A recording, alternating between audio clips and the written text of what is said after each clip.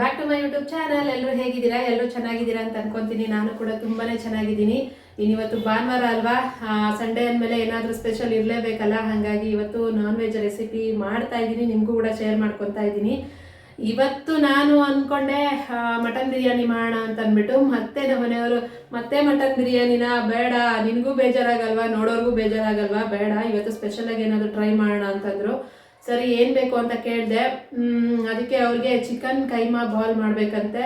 ತುಂಬ ದಿನದಿಂದ ಕೇಳ್ತಾ ಇದ್ರು. ಇವತ್ತು ಅದನ್ನು ಟ್ರೈ ಮಾಡೋಣ ಅಂತ ಅಂದ್ಬಿಟ್ಟು, ನಾನು ಯಾವತ್ತೂ ಮಾಡೇ ಇಲ್ಲ ಇಲ್ಲಿ ತನಕನೂ, ಟ್ರೈ ಕೂಡ ಮಾಡಿಲ್ಲ ಅದನ್ನು. ಹೋಟ್ಲಲ್ಲಿ ತಿಂದಿದ್ದೀನಿ, ಮಟನ್ದು ತಿಂದಿದ್ದೀನಿ, ಚಿಕನ್ದು ತಿಂದಿರಲಿಲ್ಲ. ಇವತ್ತು ಮನೇಲೇ ಚಿಕನ್ದು ಟ್ರೈ ಮಾಡೋಣ ಅಂದ್ಬಿಟ್ಟು, ಯಾಕೆ ಮಾಡಿರಲಿಲ್ಲ ಅಂತಂದರೆ ಅದನ್ನು ಮಾಡಬೇಕು ಅಂದರೆ ಸ್ವಲ್ಪ ಹಿಂಸೆ ಆಗುತ್ತೆ. ಆ ಮಟನ್ನ ಮಿಕ್ಸಿಗೆ ಹಾಕಿ ರುಬ್ಬಬೇಕು ಅಲ್ಲ, ಹಾಗಾಗಿ ಅದಕ್ಕೆ ನಾನು ಇಷ್ಟು ದಿನ ಟ್ರೈ ಮಾಡಿರಲಿಲ್ಲ. ನಮ್ಮಮ್ಮ ಎಲ್ಲ ಮನೇಲಿ ಮಾಡೋರೆಲ್ಲ ನೋಡಿದ್ದೆ ನಾನು ಅದನ್ನು. ಅವಾಗ ಮಿಕ್ಸಿ ಇರಲಿಲ್ಲ, ನಮ್ಮಮ್ಮ ಒಳ್ಕಲ್ಲಲ್ಲಿ ರುಬ್ತಾ ಇದ್ರು. ಅದೊಂಥರ ಅನಿಸುತ್ತೆ ರುಬ್ತಾ ಇರೋವಾಗ ಮಟನ್ನು, ನನಗೊಂಥರ ಇಷ್ಟ ಆಗಲ್ಲ. ಹಾಗಾಗಿ ನಾನು ಅದನ್ನು ಮಾಡ್ತಾ ಇರಲಿಲ್ಲ. ಇವತ್ತು ಇಷ್ಟಪಟ್ಟು ಕೇಳ್ಬಿಟ್ಟಿದ್ದಾರೆ, ಇಷ್ಟಪಟ್ಟು ಕೇಳಿದ್ಮೇಲೆ ಮಾಡಿಕೊಡ್ಲೇಬೇಕಲ್ಲ ಅವ್ರಿಗೋಸ್ಕರ. ಹಾಗಾಗಿ ಇವತ್ತು ಚಿಕನ್ದು ಕೈಮಾ ಬಾಲ್ನ ಮಾಡೋಣ ಅಂತ ಅನ್ಕೊತಾ ಇದ್ದೀನಿ. ಆ ರೆಸಿಪಿನ ನಿಮಗೂ ಕೂಡ ಶೇರ್ ಮಾಡ್ಕೊತಾ ಇದ್ದೀನಿ. ಸೂಪರ್ ಆಗಿರುತ್ತೆ, ಟೇಸ್ಟ್ ಮಾತ್ರ. ಟ್ರೈ ಮಾಡಿ ನೋಡಿ. ಯಾರಾದರೂ ಚಿಕನಲ್ಲಿ ಟ್ರೈ ಮಾಡಿಲ್ಲ ಅಂದರೆ ಮಟನ್ನ ಸುಮಾರು ಜನ ಟ್ರೈ ಮಾಡಿರ್ತೀರ, ಚಿಕನಲ್ಲಿ ನಾರ್ಮಲ್ ಆಗಿ ಟ್ರೈ ಮಾಡಿರಲ್ಲ. ಹಾಗಾಗಿ ಹೇಳ್ತಾ ಇದ್ದೀನಿ, ಟ್ರೈ ಮಾಡಿಲ್ಲ ಅಂದರೆ ಟ್ರೈ ಮಾಡಿ ನೋಡಿ. ರೆಸಿಪಿನ ಹೆಂಗಿತ್ತು ಅಂತ ಟ್ರೈ ಮಾಡಿಬಿಟ್ಟು ನನಗೆ ಕಮೆಂಟ್ ಮಾಡಿ ಹೇಳೋದನ್ನು ಮರಿಬೇಡಿ. ಜೊತೆಲಿ ಲೈಕ್ ಕೊಡಿ, ಶೇರ್ ಮಾಡಿ, ಸಬ್ಸ್ಕ್ರೈಬ್ ಮಾಡ್ಕೊಳ್ಳಿ. ಹೈಪ್ ಇರುತ್ತೆ, ಹೈಪ್ ಕೊಡಿ. ನೆಕ್ಸ್ಟ್ ಯಾವ ರೆಸಿಪಿ ಬೇಕು ಅಂತ ಕೇಳಿದ್ರೆ ಆ ರೆಸಿಪಿನ ನಾನು ಶೇರ್ ಮಾಡ್ಕೊತೀನಿ.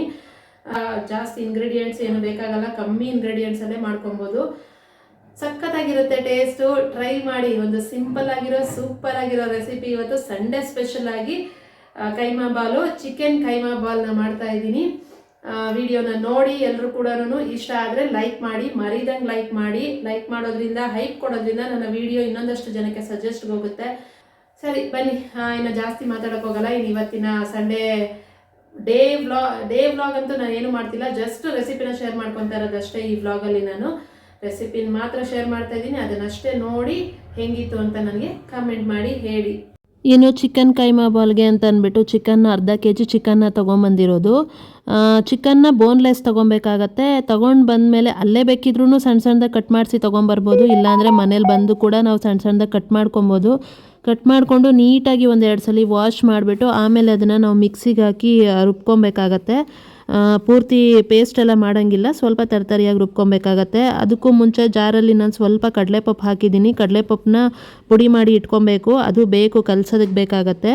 ಇನ್ನು ಅದು ಗೊಜ್ಜು ಅಥವಾ ಸಾಂಬಾರು ಯಾವ ಥರ ಆದರೂ ಮಾಡ್ಕೊಬೋದು. ಗ್ರೇವಿ ಥರ ಬೇಕಾದ್ರೂ ಮಾಡ್ಕೊಬೋದು, ಸಾಂಬಾರು ಥರನೂ ಮಾಡ್ಕೊಬೋದು.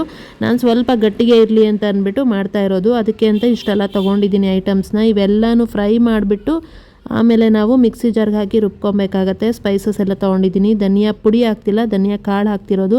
ಸ್ವಲ್ಪ ಜೀರಿಗೆ, ಸೋಂಪು, ಚಕ್ಕೆ, ಲವಂಗ, ಮೆಣಸು, ಗೋಡಂಬಿ ತೊಗೊಂಡಿದ್ದೀನಿ. ಕಾಯಿ ಹಾಕ್ಕೊತಾ ಇಲ್ಲ, ತೆಂಗಿನಕಾಯಿ ಹಾಕ್ಕೊತಾ ಇಲ್ಲ ನಾನು. ಇನ್ನು ಕಡಲೆಪಪ್ಪು ಈ ಥರ ಪುಡಿ ಮಾಡಿ ಇಟ್ಕೊಂಡಿದ್ದೀನಿ.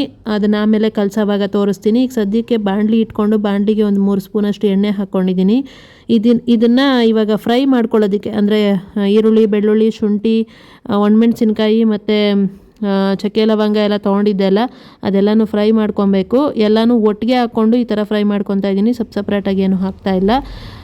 ಈ ಥರ ಎಲ್ಲನೂ ಫಸ್ಟು ಈರುಳ್ಳಿ, ಬೆಳ್ಳುಳ್ಳಿ, ಟೊಮೆಟೊ, ಒಣಮೆಣಸಿನ್ಕಾಯಿ ಹಾಕ್ಕೊಂಡು ಶುಂಠಿ ಜೊತೆಲಿ ಇದಿಷ್ಟು ಹಾಕ್ಕೊಂಡು ಸ್ವಲ್ಪ ಹೊತ್ತು ಫ್ರೈ ಮಾಡ್ತೀನಿ. ಅದು ಸ್ವಲ್ಪ ಚೆನ್ನಾಗಿ ಫ್ರೈ ಮಾಡ್ಕೊಂಡಾದಮೇಲೆ ನಾವೇನೇನು ಸ್ಪೈಸಸ್ ತೆಗೆದಿಟ್ಕೊಂಡಿದ್ವಿ ಅಲ್ಲ ಅದನ್ನೆಲ್ಲನೂ ಹಾಕ್ಕೊತಾ ಇರೋದು. ಧನಿಯಾ ಕಾಳನ್ನ ಹಾಕಿ ಮಾಡೋದ್ರಿಂದ ಚೆನ್ನಾಗಿರೋದು. ಧನಿಯಾ ಪುಡಿಗಿಂತ ಧನಿಯಾ ಕಾಳನ್ನ ಈ ಥರ ಡೈರೆಕ್ಟಾಗಿ ಹಾಕಿ ಫ್ರೈ ಮಾಡಿಕೊಂಡ್ರೆ ಟೇಸ್ಟ್ ನಿಜವಾಗ್ಲೂ ಸಖತ್ತಾಗಿ ಬರುತ್ತೆ.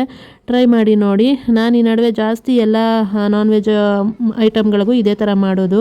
ಚೆನ್ನಾಗಿ ಫ್ರೈ ಮಾಡ್ಕೊಂಡಾದಮೇಲೆ ಅದಕ್ಕೆ ಕೊತ್ತಂಬರಿ ಸೊಪ್ಪು ಇತ್ತಲ್ಲ ಅದನ್ನು ಕೂಡ ಹಾಕ್ಕೊಂಡು ಈ ಥರ ರುಬ್ಬಿ ಎತ್ತಿಟ್ಕೊಂಡಿದ್ದೀನಿ. ಚೆನ್ನಾಗಿ ನುಣ್ಣಗೆ ರುಬ್ಬಿ ಇಟ್ಕೊಬೇಕಾಗತ್ತೆ.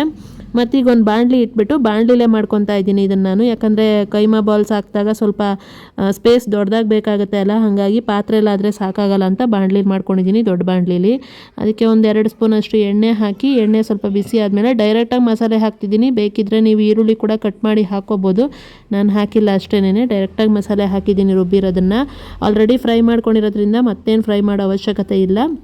ಅದು ಸಾಂಬಾರು ಅಥವಾ ಗ್ರೇವಿ ತಿಕ್ನೆಸ್ ನೋಡಿಕೊಂಡು ನೀರನ್ನ ಹಾಕ್ಕೊಂಡ್ರೆ ಸಾಕಾಗತ್ತೆ. ನನಗೆ ಗಟ್ಟಿಗೆ ಬೇಕಿರೋದ್ರಿಂದ ಜಾಸ್ತಿ ನೀರು ಹಾಕ್ತಾ ಇಲ್ಲ, ಸ್ವಲ್ಪನೇ ನೀರು ಹಾಕಿದ್ದೀನಿ. ಮತ್ತು ರುಚಿಗೆ ಬೇಕಾದಷ್ಟು ಉಪ್ಪು ಕೂಡ ಹಾಕ್ತಾಯಿದ್ದೀನಿ. ಮೇಲೆ ಸ್ವಲ್ಪ ಅರಿಶಿನ ಕೂಡ ಹಾಕಿಬಿಟ್ಟು ಅದನ್ನು ಮುಚ್ಚಿಟ್ಬಿಟ್ಟು ಕುದಿಯೋದಕ್ಕೆ ಬಿಡ್ತೀನಿ. ಅದು ಸಣ್ಣ ಊರಿನಲ್ಲಿ ಕುದಿಯೋದಕ್ಕೆ ಬಿಟ್ಟಿರ್ತೀನಿ. ಅದ್ರ ಕುದಿಯೋಷ್ಟೊತ್ತಿಗೆ ನಾನು ಈ ಕಡೆ ಕೈಮಾ ಬಾಲ್ಸ್ನ ರೆಡಿ ಮಾಡ್ಕೊಬೇಕು. ಅದಕ್ಕೆ ಅಂತ ಚಿಕನ್ನ ತೊಳೆದು, ನೀರು ಇರಬಾರ್ದು, ನೀರು ಇಲ್ಲದೆ ಇರೋ ಥರ ಚೆನ್ನಾಗಿ ಹಿಂಡಿ ತೆಗೆದು ಇಟ್ಕೋಬೇಕಾಗತ್ತೆ. ಚಿಕನ್ನ ಸಣ್ಣದಾಗಿ ಕಟ್ ಮಾಡಿ ಇಟ್ಕೊಂಡ್ರೆ ಬೇಗ ರುಬ್ಕೊಬೋದು. ಈ ಥರ ಮಿಕ್ಸಿಗೆ ಹಾಕ್ಬಿಟ್ಟು ಸ್ವಲ್ಪನೇ ರುಬ್ಬಿ ಇಟ್ಕೊಂಡ್ರೆ ಈ ಥರ ಆಗುತ್ತೆ. ತುಂಬ ನೈಸಾಗೂ ಬೇಡ, ತುಂಬ ರಫಾಗೂ ಬೇಡ, ಒಂದು ಮೀಡಿಯಮ್ಮಾಗೆ ಇದ್ದರೆ ಸಾಕಾಗುತ್ತೆ. ಇನ್ನು ಕಡಲೆಪಪ್ಪು ಪುಡಿ ಮಾಡಿ ಇಟ್ಕೊಂಡಿದ್ದೆ ಅಲ್ಲ, ಅದನ್ನು ಹಾಕ್ತಾಯಿದ್ದೀನಿ ಬೈಂಡಿಂಗ್ಗೆ. ಇದನ್ನು ಹಾಕಿದ್ರೇ ಅದು ಚೆನ್ನಾಗಿ ಉಂಡೆ ಥರ ಬರುತ್ತೆ. ಇಲ್ಲ ಅಂದರೆ ಅದು ನಾವು ಸಾಂಬಾರಲ್ಲಿ ಹಾಕಿದಾಗ ಒಡ್ಕೊಬಾರ್ದು ಅಂದರೆ ಈ ಥರ ಕಡಲೆಪಪ್ಪನ್ನ ಪುಡಿ ಮಾಡಿ ಹಾಕ್ಕೋಬೇಕಾಗತ್ತೆ. ಇನ್ನು ಇದಕ್ಕೂ ಕೂಡ ನಾನು ರುಚಿಗೆ ಉಪ್ಪು ಹಾಕ್ತಾಯಿದ್ದೀನಿ. ಉಪ್ಪು ಹಾಕೋದನ್ನು ಮರಿಬೇಡಿ, ಇಲ್ಲ ಅಂದರೆ ಅದೊಂಥರ ಸಪ್ಪೆ ಥರ ಇರುತ್ತೆ, ತಿನ್ನೋದಕ್ಕೆ ಚೆನ್ನಾಗಿ ಅನಿಸಲ್ಲ. ಜೊತೆಯಲ್ಲಿ ಒಂದು ಚಿಟಿಕೆ ಅರಿಶಿನ ಹಾಕಿಬಿಟ್ಟು ಒಂದು ಅರ್ಧ ಸ್ಪೂನಷ್ಟು ಧನಿಯಾ ಪುಡಿ ಹಾಕ್ತಾಯಿದ್ದೀನಿ. ನಾವು ಅದರಲ್ಲೂ ಕೂಡ ಧನಿಯಾ ಕಾಳು ಹಾಕಿದ್ದೀವಲ್ಲ, ಹಂಗಾಗಿ ಇದಕ್ಕಿಷ್ಟೇ ಸಾಕಾಗತ್ತೆ. ಜೊತೆಯಲ್ಲಿ ಒಂದು ಮೊಟ್ಟೆನ ಒಡೆದು ಹಾಕ್ಕೋತಾ ಇದ್ದೀನಿ. ಇದಕ್ಕೆ ಮೊಟ್ಟೆ ಹಾಕಿದ್ರೆ ಅದು ಚೆನ್ನಾಗಿ ಬರುತ್ತೆ ಟೆಕ್ಸ್ಚರು ಅಂತ ಅಂದ್ಬಿಟ್ಟು ಹಾಕ್ಕೊಂಡು ಚೆನ್ನಾಗಿ ಮಿಕ್ಸ್ ಮಾಡಬೇಕಾಗತ್ತೆ. ಕೈಯಲ್ಲಿ ಚೆನ್ನಾಗಿ ಮಿದ್ದಿ ಮಿಕ್ಸ್ ಮಾಡ್ಕೊಬೇಕಾಗತ್ತೆ. ಅದು ಮಿಕ್ಸ್ ಮಾಡೋವಾಗ ಏನಾದರೂ ತೆಳು ಅನ್ನಿಸ್ತಿದೆ ಅಂದರೆ ಇನ್ನೊಂಚೂರು ಕಡಲೆಪಪ್ಪಿನ ಪುಡಿ ಹಾಕ್ಕೊಂಡು ಮಿಕ್ಸ್ ಮಾಡ್ಕೊಳ್ಳೋದು. ಬೇಕಿದ್ದರೆ ಇದರಲ್ಲೂ ಕೂಡ ನಾವು ಎಕ್ಸ್ಟ್ರಾ ಮಸಾಲೆ ಅಂದರೆ ಚಕ್ಕೆ ಲವಂಗ ಎಲ್ಲ ಪುಡಿ ಮಾಡಿ ಇಟ್ಕೊಂಡು ಅದನ್ನು ಕೂಡ ಹಾಕ್ಕೋಬೋದು. ನಾನು ಅವೆಲ್ಲ ಎಕ್ಸ್ಟ್ರಾ ಏನು ಹಾಕ್ತಿಲ್ಲ. ಆಲ್ರೆಡಿ ಏನು ಗ್ರೇವಿನಲ್ಲಿ ಮಸಾಲೆ ಇದೆ ಅಲ್ಲ, ಮತ್ತೆ ಮಸಾಲೆ ಅಂದರೆ ಅದೊಂಥರ ಜಾಸ್ತಿ ಆಗುತ್ತೆ ಅಂದ್ಬಿಟ್ಟು ನಾನು ಅದರಲ್ಲೆಲ್ಲ ಹಾಕ್ತಾಯಿಲ್ಲ ಅಷ್ಟೇ. ಇಷ್ಟೇನೆ. ಇದನ್ನು ಹಾಕಿಬಿಟ್ಟು ಈ ಥರ ಚೆನ್ನಾಗಿ ಮಿಕ್ಸ್ ಮಾಡ್ಕೊಬೇಕಾಗತ್ತೆ. ಪೂರ್ತಿ ಹಾಕಿರೋ ಎಲ್ಲ ಐಟಮ್ಸ್ಗಳು ಚೆನ್ನಾಗಿ ಮಿಕ್ಸ್ ಆಗೋ ಥರ ನಾನು ಇನ್ನೊಂದು ಚೂರು ಕಡಲೆಪಪ್ಪು ಹಾಕ್ಕೊಂಡು ಮಿಕ್ಸ್ ಮಾಡ್ಕೊತಾ ಇದ್ದೀನಿ. ತುಂಬ ಜಾಸ್ತಿ ಕಡಲೆಪಪ್ಪಿನ ಪುಡಿ ಹಾಕ್ಕೊಂಡ್ರೆ ಗಟ್ಟಿ ಆಗಿಬಿಡುತ್ತೆ. ಖಾರದ ಪುಡಿ ಹಾಕೋದು ಮರ್ತೋಗಿದೆ, ಹಾಗಾಗಿ ಮತ್ತೆ ಹಾಕ್ಕೊಂಡೆ. ಅದು ಖಾರ ಉಪ್ಪು ಎಲ್ಲ ಇದ್ದರೆ ಕೈಮಾ ಬಾಲಲ್ಲಿ ಚೆನ್ನಾಗಿರುತ್ತೆ ಟೇಸ್ಟು. ಸಾಂಬಾರಲ್ಲಿ ಇದ್ದರೂ ಕೂಡ ನಾವು ಇದಕ್ಕೂ ಕೂಡ ಇಷ್ಟೆಲ್ಲ ಹಾಕಲೇಬೇಕಾಗತ್ತೆ. ಇಲ್ಲಾಂದರೆ ಅದೊಂಥರ ಸಪ್ಪೆ ಥರ ಆಗಿಬಿಡುತ್ತೆ. ಮಧ್ಯದಲ್ಲಿ ಚೆನ್ನಾಗಿ ಒಂಥರ ಟೇಸ್ಟ್ ಇರಲ್ಲ ತಿನ್ನೋದಕ್ಕೆ. ಹಾಗಾಗಿ ಅದಕ್ಕೂ ಚೆನ್ನಾಗಿ ಉಪ್ಪು ಖಾರ ಹಿಡಿಬೇಕು ಅಂದರೆ ಇದರಲ್ಲೂ ಕೂಡ ಹಾಕಿ ನಾವು ಮಿಕ್ಸ್ ಮಾಡಬೇಕು. ಇದನ್ನು ಬೇಕಿದ್ದರೆ ನಾವು ಉಂಡೆಗಳು ಮಾಡಿದ್ಮೇಲೆ ಎಣ್ಣೆಯಲ್ಲಿ ಕರೆದು ತಿಂದರೆ ಅದು ಚೆನ್ನಾಗಿರುತ್ತೆ. ಇಲ್ಲಾಂದರೆ ಇಡ್ಲಿ ಥರ ನಾವು ಸ್ಟೀಮರಲ್ಲಿ ಇಟ್ಬಿಟ್ಟು ಬೇಯಿಸ್ಕೊತೀವಿ ಅಲ್ಲ, ಆ ಥರ ಕೂಡ ಮಾಡ್ಕೊಬೋದು. ನಾನು ಅವೆಲ್ಲ ಏನೂ ಮಾಡ್ತಿಲ್ಲ, ಡೈರೆಕ್ಟ್ ಸಾಂಬಾರ್ಗೆ ಹಾಕ್ತಾ ಇರೋದು ಇದನ್ನು. ಹಂಗೂ ಬೇಕಾದರೂ ಮಾಡ್ಕೊಬೋದು. ಬೇಕು ಅಂದರೆ ಕಟ್ಲೆಟ್ ಕೂಡ ಮಾಡ್ಕೊಬೋದು. ಇದನ್ನು ಇದೇ ಥರ ಮಾಡಿಬಿಟ್ಟು ಕಟ್ಲೆಟ್ ಸೈಜಲ್ಲಿ ತಟ್ಬಿಟ್ಟು ಒಡೆ ಥರ ಅದನ್ನು ಕೂಡ ನಾವು ಹೆಂಚು ಮೇಲೆ ಬೇಯಿಸ್ಕೊಬೋದು, ಚೆನ್ನಾಗಿರುತ್ತೆ.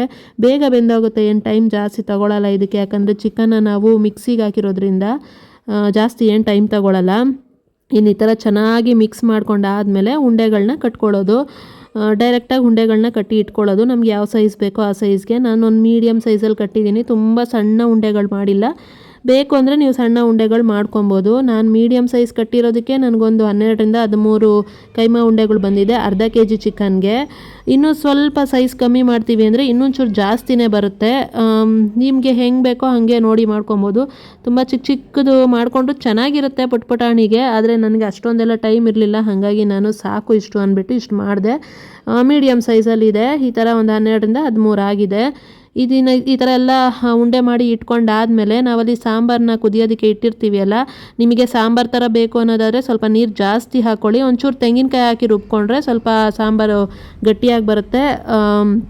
ತೆಳುವಾಗಿ ಮಾಡ್ಕೊಳ್ಳೋದ್ರಿಂದ ನನಗೆ ಗ್ರೇವಿ ಬೇಕಾಗಿರೋದ್ರಿಂದ ನಾನು ಅದಕ್ಕೆ ಏನೋ ತೆಂಗಿನಕಾಯಿ ಹಾಕಿಲ್ಲ, ಗೋಡಂಬಿ ಹಾಕಿರೋದು ಸಾಕು ನನಗೆ ಅಷ್ಟೇನೆ. ಇದಿಷ್ಟು ತೆಳುವಾಗಿದೆ ಅಲ್ಲ, ಇವಾಗ ಇದನ್ನು ನಾನು ಕೈಮಾ ಬಾಲ್ಸ್ ಎಲ್ಲ ಹಾಕಿ ಬೇಯಿಸೋಷ್ಟೊತ್ತಿಗೆ ಅದು ಗ್ರೇವಿ ಗಟ್ಟಿ ಆಗಿಬಿಡುತ್ತೆ. ಯಾಕಂದರೆ ನಾವು ಕಡಲೆಪಪ್ಪು ಹಾಕಿದ್ದೀವಿ ಅಲ್ಲ, ಮತ್ತು ಗೋಡಂಬಿ ಕೂಡ ಅದೆಲ್ಲನೂ ಚೆನ್ನಾಗಿ ಹೀರ್ಕೊಂಬಿಡುತ್ತೆ ನೀರಿನ ಅಂಶನ. ಹಾಗಾಗಿ ಇನ್ನು ಅದು ಕುದೀತಾ ಇರೋದನ್ನು ಉರಿ ಕಮ್ಮಿ ಮಾಡಿಬಿಟ್ಟು ಈ ಥರ ಎಲ್ಲ ಕೈಮಾ ಬಾಲ್ಸ್ನು ನಿಧಾನಕ್ಕೆ ಒಂದೊಂದನ್ನೇ ಅದರಲ್ಲಿ ಹಾಕ್ಕೊಳ್ಳೋದು. ಹಾಕಿಬಿಟ್ಟು ಒಂದು ಸ್ವಲ್ಪ ಹೊತ್ತು ಮುಚ್ಚಿ ಇಟ್ಬಿಡಬೇಕು. ಮಿಕ್ಸ್ ಮಾಡಬಾರ್ದು, ಮಿಕ್ಸ್ ಮಾಡಿದ್ರೆ ಒಡ್ಕೊಂಬಿಡುತ್ತೆ. ಒಡ್ಕೊಂಡಲೇ ನೀಟಾಗಿ ಹಾಕಬೇಕು ಅಂದರೆ ನಿಧಾನ ಊರಿನಲ್ಲೇ ಬೇಯಿಸ್ಕೊಬೇಕಾಗತ್ತೆ. ಕಡಲೆಪಪ್ಪಿಂದು ಪುಡಿ ಹಾಕೋದನ್ನು ಮಿಸ್ ಮಾಡೋಂಗಿಲ್ಲ. ಮಿಸ್ ಮಾಡಿದ್ರೆ ಗ್ಯಾರಂಟಿ ಒಡ್ಕೊತವೆ ಅವು. ಇಲ್ಲ ಅಂತಂದರೆ ನೀಟಾಗಿ ಒಡ್ಕೊಂಡೇ ಇರೋ ಥರ ಚೆನ್ನಾಗಿ ಬರುತ್ತೆ. ಜಾಸ್ತಿ ಕಡಲೆಪಪ್ಪು ಹಾಕಕ್ಕೆ ಹೋಗಬಾರ್ದು. ನೋಡಿಕೊಂಡು ಕಲಸೋವಾಗ ನಮಗೆ ಉಂಡೆ ಕಟ್ಟೋ ಅದಕ್ಕೆ ಬಂದರೆ ಸಾಕಾಗತ್ತೆ. ಈ ಥರ ಎಲ್ಲ ಹಾಕಿಬಿಟ್ಟು ಲಿಡ್ನ ಕ್ಲೋಸ್ ಮಾಡಿ ಒಂದು ಸ್ವಲ್ಪ ಹೊತ್ತು ಬೇಯಿಸೋದು. ತುಂಬ ಏನು ಟೈಮ್ ತೊಗೊಳ್ಳಲ್ಲ ಇದಕ್ಕೆ. ಒಂದು 10ರಿಂದ 20 ನಿಮಿಷದಲ್ಲಿ ಬೆಂದೇ ಹೋಗ್ಬಿಡುತ್ತೆ, ಚೆನ್ನಾಗಿ ಕೂಡ ಆಗುತ್ತೆ. ಒಂದ್ಸಲಿ ಈ ಥರ ನಾನು ಮಿಕ್ಸ್ ಮಾಡ್ತಾ ಇದ್ದೀನಿ. ಯಾಕಂದರೆ ಮೇಲೆ ಸ್ವಲ್ಪ ಅಂದರೆ ಕ್ಲೀನಾಗಿ ಮುಳುಗಿಲ್ಲ ಅಲ್ಲ ಅದು ಮಸಾಲೆ ಒಳಗಡೆ. ಹಾಗಾಗಿ ಈ ಥರ ಮಿಕ್ಸ್ ಮಾಡಿದ್ರೆ ಮೇಲೆ ಬೇಯದೇ ಇರೋದೆಲ್ಲ ಚೆನ್ನಾಗಿ ಬೇಯುತ್ತೆ ಅಂತ ಅಂದ್ಬಿಟ್ಟು ಒಂದ್ಸರಿ ಚೆನ್ನಾಗಿ ಮಿಕ್ಸ್ ಕೊಟ್ಟು ಮುಚ್ಚಿಟ್ಬಿಟ್ಟು ಇನ್ನೊಂದು 5 ನಿಮಿಷ ಬೇಯಿಸ್ಕೊತೀನಿ ಅಷ್ಟೇನೆ. ನೀಟಾಗಿ ಗ್ರೇವಿ ಕನ್ಸಿಸ್ಟೆನ್ಸಿಗೆ ಸಖತ್ತಾಗಿತ್ತು ಮಾತ್ರ ಟೇಸ್ಟು. ಯಾಕಂದರೆ ನಾನು ಅದರಲ್ಲೂ ಉಪ್ಪು ಖಾರ ಎಲ್ಲ ಹಾಕಿದ್ದೆ ಕೈಮಾ ಉಂಡೆಗೂ ಕೂಡ ಮತ್ತು ಮಸಾಲೆಗೂ ಕೂಡ. ಹಾಗಾಗಿ ಸಖತ್ತು ಗಟ್ಟಿಗೆ ಮಾಡ್ಕೊಂಡಿರೋದ್ರಿಂದ ಅಂತೂ ಅದು ಸಖತ್ತು ಸ್ಪೈಸಿಯಾಗಿ ಬಂದಿತ್ತು, ಚೆನ್ನಾಗಿತ್ತು ಟೇಸ್ಟ್ ಮಾತ್ರ. ಟ್ರೈ ಮಾಡಿ ಈ ಥರ ಕೂಡ ನೋಡ್ತಿರ್ಬೋದು ಇವಾಗ ನೀವು ಎಷ್ಟು ಚೆನ್ನಾಗಿ ಎಷ್ಟು ರಿಚ್ಚಾಗಿ ಕಾಣಿಸ್ತಾ ಇದೆ ಅಂತ. ಗ್ರೇವಿ ಕನ್ಸಿಸ್ಟೆನ್ಸು ಅಷ್ಟೇನೆ ಸಾಕಾಗಿತ್ತು ನನಗಿಷ್ಟೇ ಗ್ರೇವಿ ಇದು ಇಷ್ಟಕ್ಕೇನೆ. ಇದಕ್ಕೆ ಮುದ್ದೆ, ಅನ್ನ, ಚಪಾತಿ, ದೋಸೆ ನೀವು ಏನು ಬೇಕಾದರೂ ಮಾಡ್ಕೊಬೋದು. ಟೇಸ್ಟ್ ಮಾತ್ರ ಸಕ್ಕತ್ತಾಗಿರುತ್ತೆ. ನಾವು ಚಿಕನಲ್ಲಿ ಮಾಡಿರೋದನ್ನ ಸೇಮ್ ಇದೇ ಪ್ರೋಸೆಸ್ಸು ಮಟನಲ್ಲಿ ಕೂಡ ಮಾಡ್ಕೊಬೋದು, ಎಗ್ಗಲ್ಲಿ ಕೂಡ ಮಾಡ್ಕೊಬೋದು. ನಾನು ಬೇಕಿದ್ರೆ ಇನ್ನೊಂದು ಸರಿ ನಾನು ಎಗ್ ರೆಸಿಪಿನ ತೋರಿಸ್ತೀನಿ, ಎಗ್ಗಲ್ಲಿ ಕೈಮಾ ಮಾಡೋದು ಹೇಗೆ ಅಂತ. ಈಗ ಸದ್ಯಕ್ಕೆ ಚಿಕನ್ನಲ್ಲಿ ಮಾಡಿರೋದನ್ನು ತೋರಿಸಿದ್ದೀನಿ. ನೀವು ಕೂಡ ಟ್ರೈ ಮಾಡಿಬಿಟ್ಟು ಹೆಂಗಿತ್ತು ಅಂತ ನನಗೆ ಕಮೆಂಟ್ ಮಾಡಿ ಹೇಳಿ. ಪ್ರತಿ ಸಲ ಒಂದೇ ಥರ ಮಾಡ್ತಿರ್ತೀವಿ ಅಲ್ಲ, ಚಿಕನ್ ತಂದರೆ ಚಿಕನ್ ಸಾಂಬಾರು, ಚಿಕನ್ ಗ್ರೇವಿ ಅಂತ. ಚಿಕನ್ ತಂದಾಗ ಮೆತ್ತಗಿರೋ ಪೀಸ್ಗಳನ್ನ ಎತ್ತಿಟ್ಕೊಂಡು ಈ ಥರ ಮಾಡ್ಕೊಬೋದು. ಇನ್ನು ಎಲ್ಲ ರೆಡಿ ಆದಮೇಲೆ ನಾನು ತಟ್ಟೆಗೆ ಸರ್ವ್ ಮಾಡಿ ತೋರಿಸ್ತಾ ಇದ್ದೀನಿ. ಅಂದರೆ ಇವತ್ತು ಮುದ್ದೆ ಮಾಡ್ಕೊಂಡಿರೋದು, ಮುದ್ದೆ ಜೊತೆಗೆ ಸಖತ್ತಾಗಿತ್ತು ಟೇಸ್ಟು. ಉಪ್ಪು ಖಾರ ಹುಳಿ ಎಲ್ಲ ಚೆನ್ನಾಗಿ ಹಿಡ್ದಿತ್ತು. ಹಾಗಾಗಿ ಸಖತ್ತು ರಿಚ್ಚಾಗಿ ಟೇಸ್ಟಿಯಾಗಿ ಚೆನ್ನಾಗಿ ಬಂದಿತ್ತು. ಸಿಂಪಲ್ಲಾಗೇ ಇದೆ, ಬೇಗನೂ ಮಾಡ್ಕೊಬೋದು ಮತ್ತು ಟೇಸ್ಟಿಯಾಗಿ ಕೂಡ ಇರುತ್ತೆ. ಟ್ರೈ ಮಾಡಿ. ಸಂಡೇನೇ ಅಂತಲ್ಲ, ಯಾವಾಗ ಬೇಕಾದರೂ ನಿಮಗೆ ಚಿಕನ್ ತೊಗೊಂಬಂದಿರೋವಾಗ ಸ್ವಲ್ಪ ಚಿಕನ್ ಎತ್ತಿಟ್ಕೊಂಡು ಸಪ್ರೇಟಾಗಿ ಕೂಡ ಈ ಥರ ಮಾಡ್ಕೊಬೋದು. ಟ್ರೈ ಮಾಡಿ. ಇದು ಇವತ್ತಿನ ವ್ಲಾಗು ನಂದು. ಜಸ್ಟ್ ರೆಸಿಪಿನ ಮಾತ್ರ ಶೇರ್ ಮಾಡ್ಕೊಂಡಿರೋದು. ಈ ವ್ಲಾಗು ನಿಮಗೆ ಇಷ್ಟ ಆಗಿದ್ದರೆ ಪ್ಲೀಸ್ ಲೈಕ್ ಮಾಡೋದನ್ನು ಮರಿಬೇಡಿ, ಜೊತೆಯಲ್ಲಿ ಹೈಪ್ ಕೊಡೋದನ್ನು ಮರಿಬೇಡಿ. ಮತ್ತು ಯಾವುದೇ ಥರ ನಿಮಗೆ ಬೇರೆ ಥರ ರೆಸಿಪೀಸ್ ಬೇಕು ಅಂತ ಇದ್ದರೆ ಅಥವಾ ಬೇರೆ ಥರ ವ್ಲಾಗ್ಸ್ಗಳು ಬೇಕು ಅನ್ನೋದಿದ್ರೂ ಕೂಡ ನನಗೆ ಕಮೆಂಟಲ್ಲಿ ಹೇಳಿ. ನೆಕ್ಸ್ಟ್ ವ್ಲಾಗಲ್ಲಿ ಸಿಗ್ತೀನಿ. ಟೇಕ್ ಕೇರ್, ಬಾಯ್ ಬಾಯ್.